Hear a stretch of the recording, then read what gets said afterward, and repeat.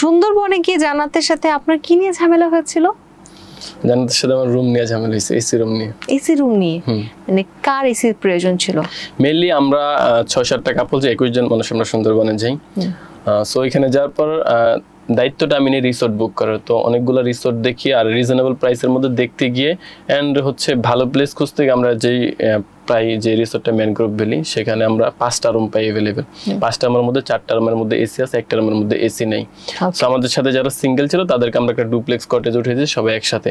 এখন যে 4-5টা আমরা কাপল আছি, সো আমাদের 4টা রুমের মধ্যে 1টা রুম এসি ছিল না। তো আর 3টায় মোটামুটি এসি আছে, ভালো রুম, ওইটা ভালো ছিল কিন্তু এসি ছিল না। এখন যাওয়ার পর এখানে সবাই যেমন আমরা রিসোর্টে ঢুকা মাত্র বিডি ইমরান একটা দৌড় মারছে, এক দৌড়ে দেখে রুম নিয়ে বসে আছে। কে কি করতেছে না করতেছে দেখার বিষয় না, রুম নিয়ে বসে আছে। দেন অন্যান্য কাপল যারা সবাই সবার মতো রুম নিয়ে নিচ্ছে। এখন জান্নাত আমার সাথে লাগছে, তুমি রিসোর্ট বুক করছো, তোমার